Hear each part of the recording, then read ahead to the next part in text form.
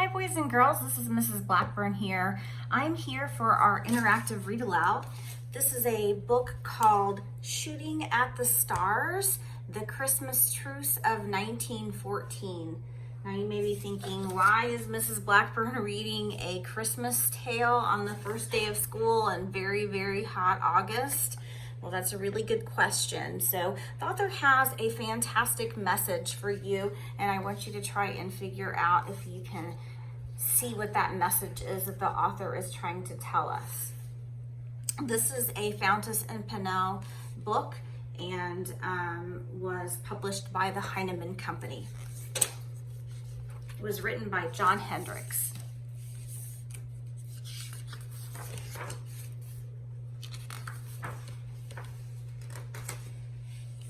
Peace on earth, goodwill to men. 100 years ago, a horrible war began. It was the biggest conflict the world had ever seen. Journalists would call it the Great War, but it wasn't great at all. It was dreadful. Today, we call it the First World War. An entire European generation was destroyed, fighting a war that ultimately produced very little. Even a century later, the causes of this terrible war were undefiable, but they are dramatically insufficient considering the ghastly price of over 37 million civilian and military lives. The war was built on national pride and political glory, and even more tragically, it was completely avoidable. The war involved two opposing forces, or armies. These armies were not just a single country, but a collection of nations called an alliance. Conflict arose from the Central Powers, an alliance between Austria-Hungary, Germany, and the Ottoman Empire, now known as Turkey. The Central Powers were opposed by the Triple Entente, an alliance between France and the British Empire and Russia. The Triple Entente eventually called for help, becoming the Allied powers. By the end of the war, the Allied and Associate powers comprised many colonies and allies, including the United States. The opposing forces in this massive conflict were the victims of their own alliances. Alliances were designed to prevent war by strengthening the response to an attack. But in the case of the First World War, these complex alliances actually made war more likely. They were precariously designed like upright dominoes, and the smallest push on one country sent all the countries tumbling into war. As the dominoes began to fall, millions of the young men signed up to join the war in the late summer of 1914. Many assumed the war would be a short adventure that would certainly end by Christmas. By fall, the fighting turned nasty, as the advances of each army stagnated, stymied by mud and new weapons like the machine gun. Soldiers dug trenches in the ground to strengthen their positions. The close quarters of these battles meant that often less than 100 feet separated opposing armies. When a bitter winter arrived on the front line in northern France, the reality of a prolonged war finally set in. Every man on the front, no matter his uniform, was cold, fearful, and without hope of returning home anytime soon. Although these soldiers were at war and spoke different languages, the English, French, and German shared much: songs, faith, and a deep love of Christmas. This is the true story of what happened one cold winter evening. So the beginning of this story, would you say, is fiction or nonfiction? You're right. It's nonfiction. Lots of facts and lots of information in this very beginning forward part is what we call it.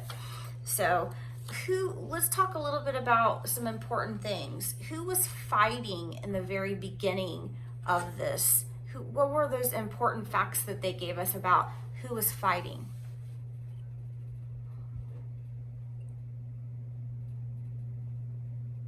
There were several countries fighting. You're correct on that as well. They had alliances. So we have, in this story, they're going to talk a lot about the English and the Germans that were fighting. And this is in World War I. Okay, so here's some pictures. And you can see here that this character, the soldier, he's in a trench. A trench is where they dug underground and they were hiding. Remember, this setting is in winter.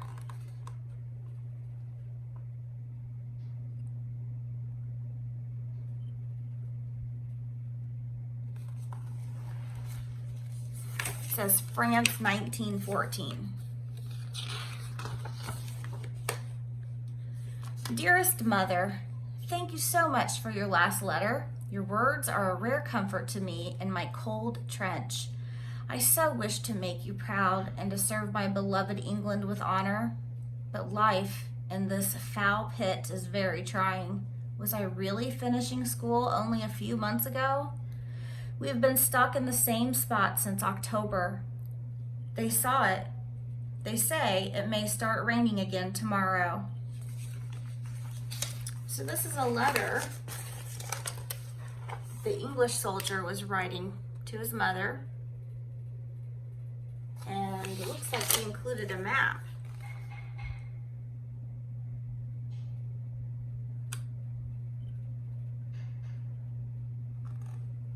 So you can see the German line is right here.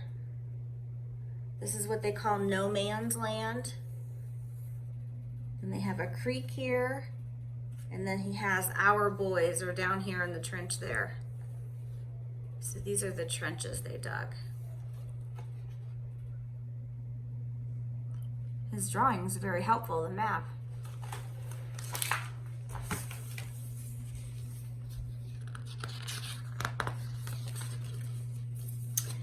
Rain means more mud.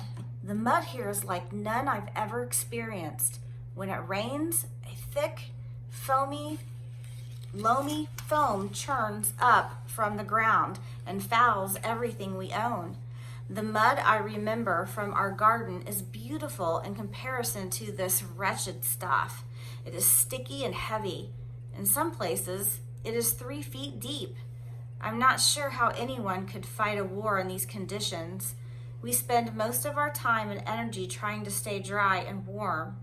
When the artillery finally stops for the evening, it is time to fight the rats for dinner. Ugh. Which is usually cold beans.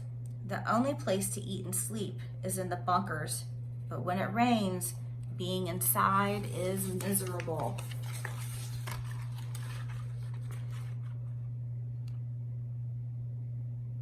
I don't know about you, but I don't like being outside in the rain for just a little bit. That sounds terrible.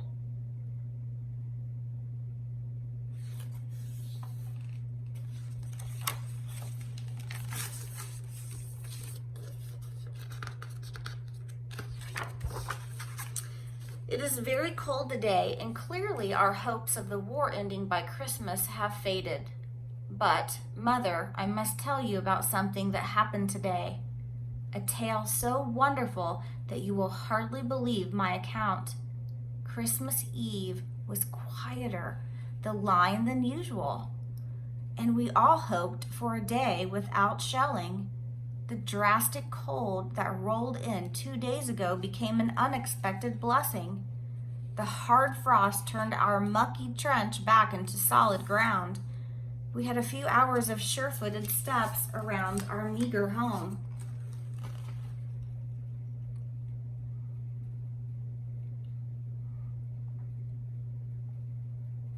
Can you imagine what that must be like? Outside, living in a hole, basically in the ground.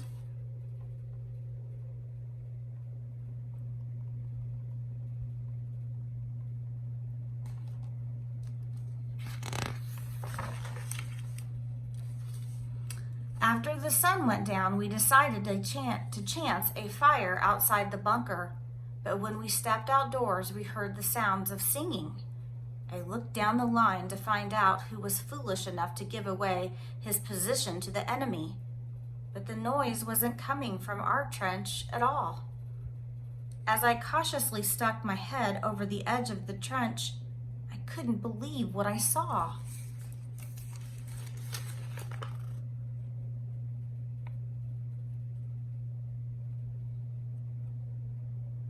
Are you making a prediction? What do you think it is?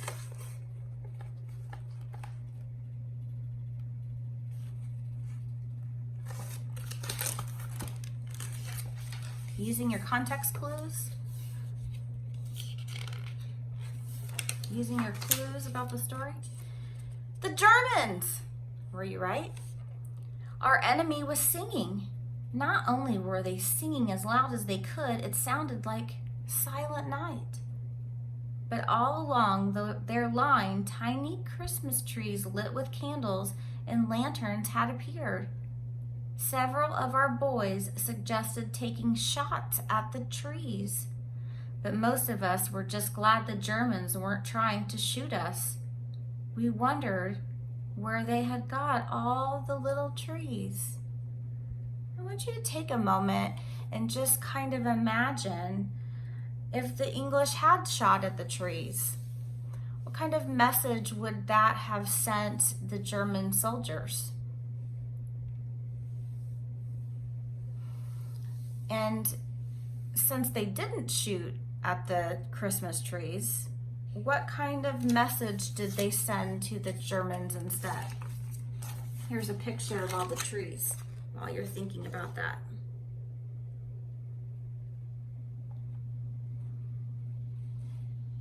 So imagine it's quiet, the Germans are singing Silent Night, and they have all of these Christmas trees up. They've given their position away. They're supposed to be shooting at each other, but instead, they decide not to.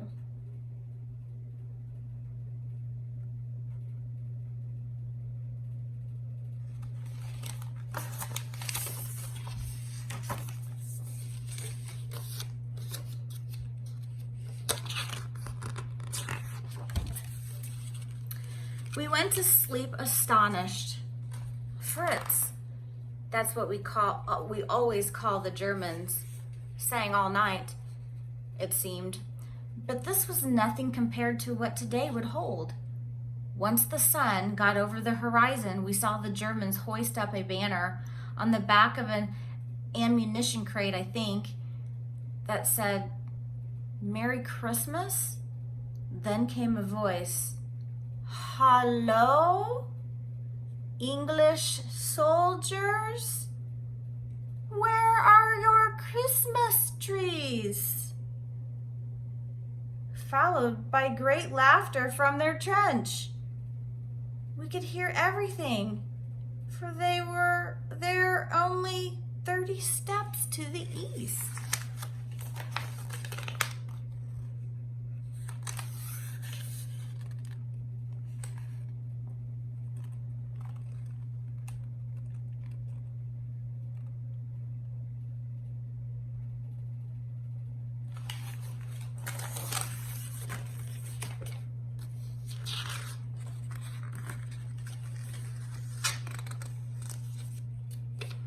Rifleman Tapp, who has a great arm, took several cans of pear jam and heaved them into no man's land, the open ground between the trenches. Very near the German line, one of their officers poked his head up, saw the jam, and then stood right up, waving at us. He wanted us to come up as well. Most of us thought it was surely a trap, but before we could do a thing, our Lieutenant Lovell had made his way through the barbed wire and was walking right out to meet the German officer.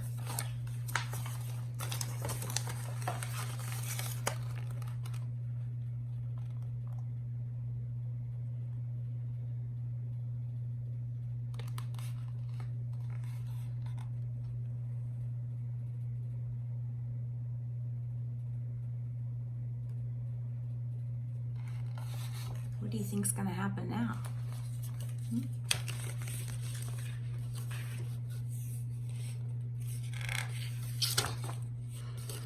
They met and shook hands. Perhaps an angel of the Lord was among us today. What else would create such spontaneous peace but the hand of God himself?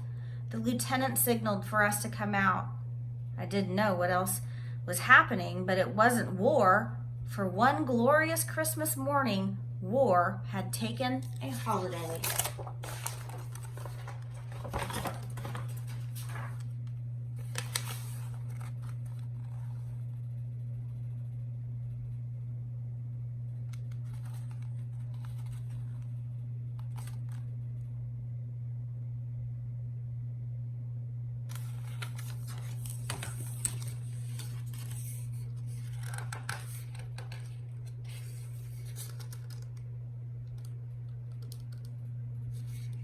Why do you think the soldiers in the trenches didn't fire? The officers stepped out, but why do you think that they didn't fire?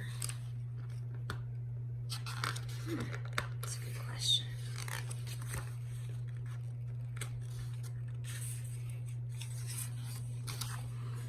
We all met along a small ditch in the center of no man's land. The first thing we did was bury our fellow soldiers who had been killed. They were everywhere at our feet. It took some time to finish the grim task. I helped a German officer bury a very young soldier. He was about my age. We lashed together some crosses, and our second lieutenant, Graham Collins, said a short prayer. Then we all shook hands and wished one another a Merry Christmas.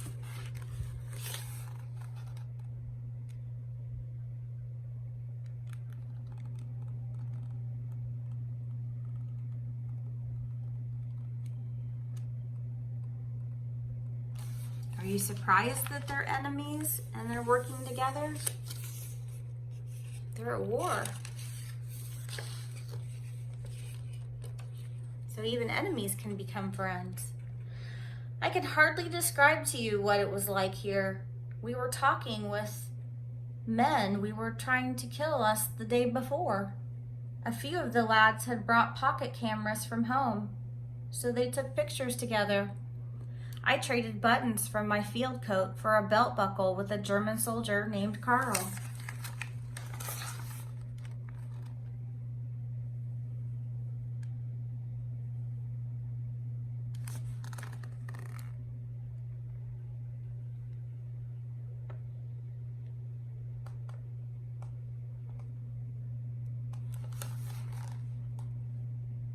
You're smiling, they look happy. There was also much trading of biscuits and puddings. We had our fill. There were two soldiers in such good mood, they started kicking around an old biscuit tin like a football, using two battered tree stumps as a goal.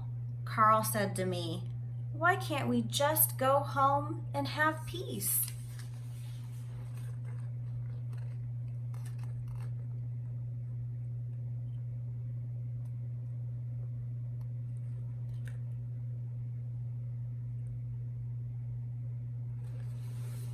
That's very important right here. Why can't we just go home and have peace? That's going to be one of your activities to do in your digital writing notebook. We spent most of the afternoon out there. Mother, it was such a beautiful day. As the evening came, we made our way back to the trenches.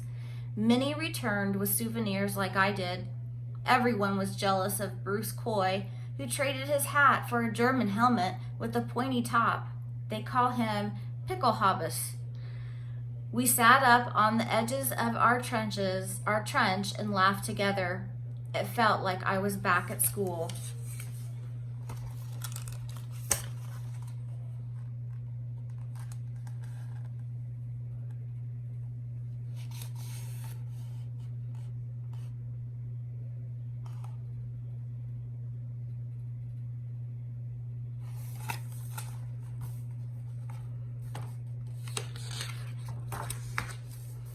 No sooner had we got back than Major Walter Watts came bounding in from the rear trench headquarters.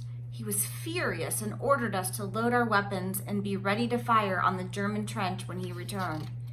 He said we had acted like traitors to Britain. But how could a day of peace be treason? The major was angry that we had befriended the enemy. They didn't seem like the enemy today.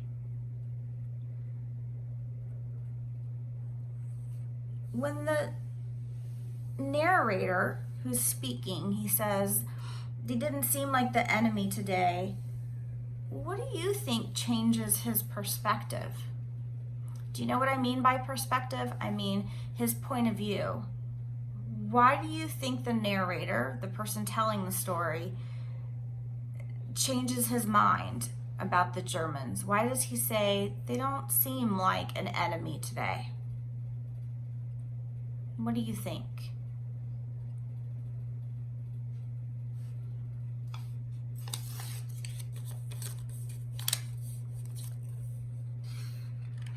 You can write your answers to that and send it to me in Schoology via Messenger. I'd love to hear your thoughts. Although it was a splendid day with our foes, tomorrow I suppose we will all fight for our countries, and when the major returns, we will have to follow his orders. But I suspect our side will spend the rest of the night aiming high above the trench, shooting at the stars. Merry Christmas, Mom. With love, Charlie. December 25th, 1914.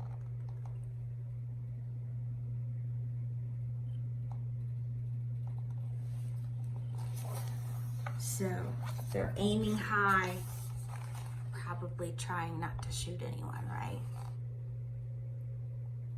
They don't seem like they're enemies anymore. Maybe that answers our question. Good night, English soldiers.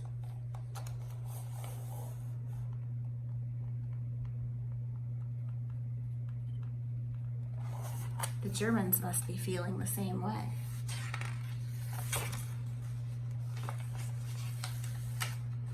This is the very last page of the book, and the author chose just to leave the end of the book with lots of images. And as you're looking at them, I want you to think if this in your mind is a good way to leave in the story, or if you think the author should have ended the story differently.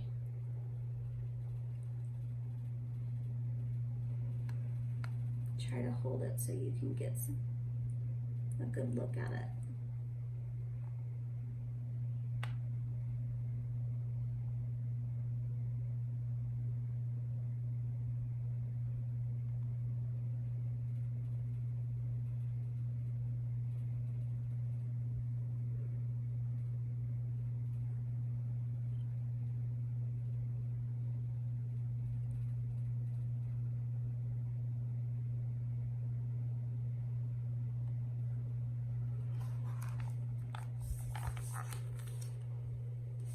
And that's the end of the story. Like we said, one of your assignments, it's actually your first writing assignment, is to get into the interactive digital reading notebook. It is under OneNote in Schoology, and it's actually one of your very first assignments is to see, I will have posted in there where it says, where Carl says, why can't we just go home and have peace? So it's a written response. I'd like you to write about a paragraph, and I'm a firm believer that I'm not going to tell you a certain amount of lines for a paragraph. You're fifth graders now, so a paragraph is long enough for you to express your ideas. Shouldn't be a couple sentences. I'm not going to tell you it has to be 5, but it should have the prompt. The question should be written in there with the date, and I'll have very explicit directions in on Schoology for you so that you'll know that. And then when we Zoom, that would be a great time to answer questions and have a little bit better discussion. So we'll Zoom, remember, Monday through Thursday starting at 2 o'clock. Okay, I hope you enjoyed the story, and I will talk to you soon. Bye.